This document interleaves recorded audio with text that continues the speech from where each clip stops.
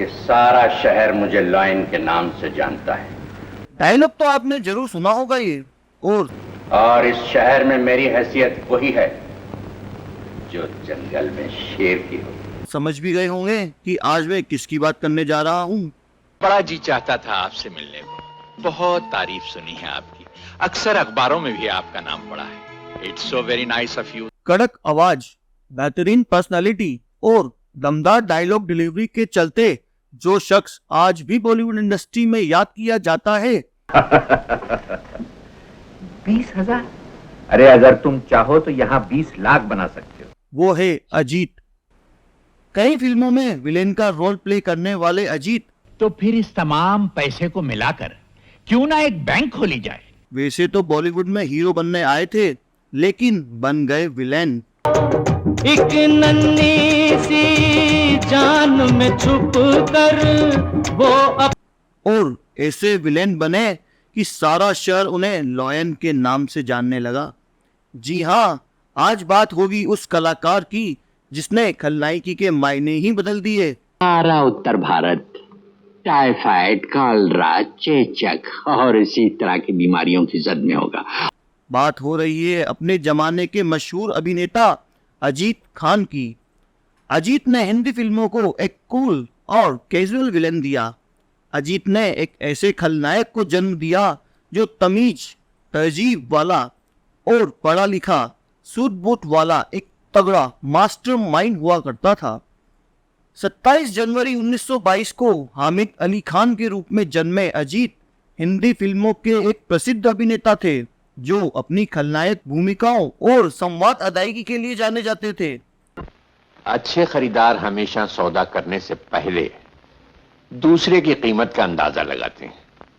उन्होंने बॉलीवुड में खुद को स्थापित करने के लिए संघर्ष किया और एक अलग मुकाम हासिल करने से पहले कठिनाइयों का सामना किया।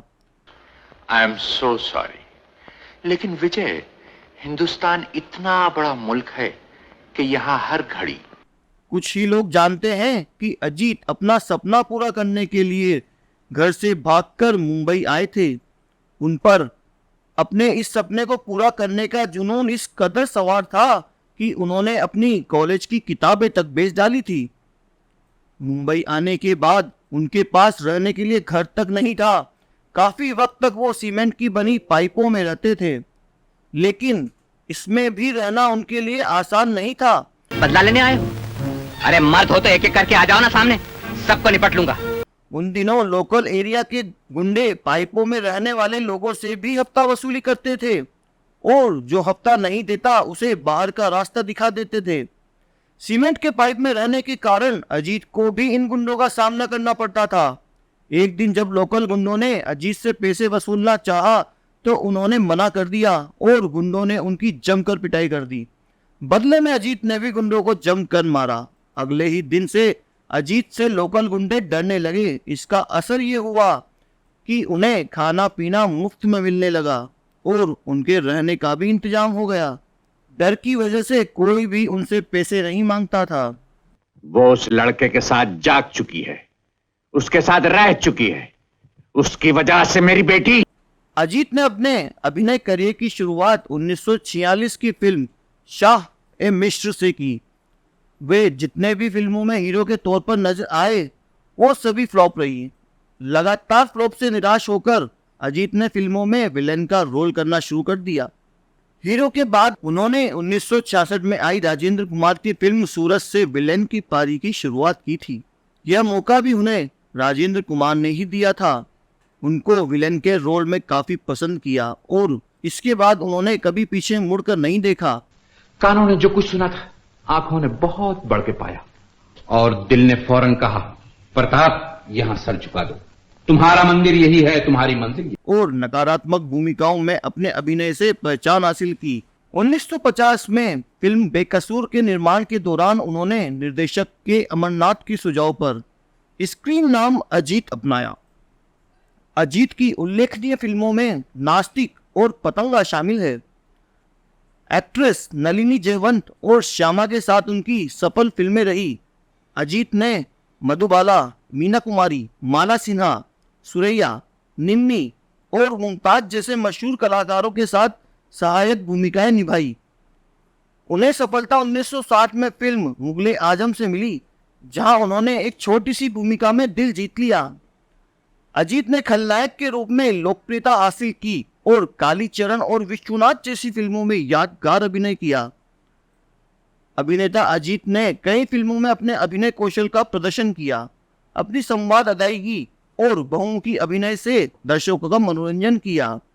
ऐसा तो नहीं कि किसी ने गोगा को देख लिया हो और वो उससे पुलिस के सामने आइडेंटिफाई कर दे। अपने 5 दशक लंबे फिल्मी करियर के दौरान उन्होंने लगभग 200 फिल्मों में काम किया। अजीत ने 2 शादियां की, एक ग्लेन डिमोटे नाम की फ्रांसीसी महिला से और दूसरी शाहिदा अली खान से, जिनसे उनके 3 बच्चे हुए। अपने अभिनय करियर के अलावा अजीत खान अपने परोपकारी प्रयासों के लिए भी जाने जाते थे। उन्होंने समाज पर सकारात्मक प्रभाव डालने के लिए अपनी प्रसिद्धि और प्रभाव का उपयोग करते हुए विभिन्न सामाजिक कारणों और दान कार्यक्रमों में सक्रिय रूप से भाग लिया। समुदाय को वापस लौटाने की उनकी प्रतिबद्धता ने एक सुनहरे दिल वाले अभिनेता के रूप में उनकी विरासत को मजबूत किया।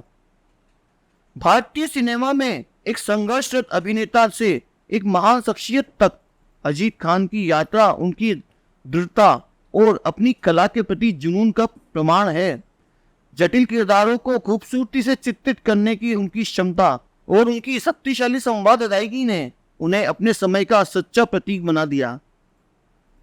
अजीत खान की अनूठी शैली और अविस्मरणीय प्रदर्शन आज भी महत्वाकांक्षी अभिनेताओं को प्रेरित करता है। क्यों ना हो, 15 साल तुमने जिस कातिल की खोज की, यह खत तुम्हें 5 दशकों तक भारतीय फिल्म उद्योगों में अमिट छाप छोड़ने के बाद 22 अक्टूबर 1998 को उन्होंने इस दुनिया को अलविदा कर दिया। देख तेरे संसार की हालत क्या हो गई भगवान, कितना अजीत की विशिष्ट अभिनय शैली ने उन्हें फिल्म जगत में एक अविस्मरणीय व्यक्ति बना दिया। भूला नहीं देना जी, भूला नहीं देना, ज़माना खराब। तो दोस्तों, कैसा लगा आपको ये वीडियो? अगर पसंद आए तो लाइक कीजिए और ऐसी ही रोचक जानकारी जानना चाहते हैं तो हमारे चैनल को सब्सक्राइब कीजिए और बेल आइकन को प्रेस कीजिए। हम मिलेंगे आपसे नए एपिसोड के साथ। तब तक के लिए अलविदा।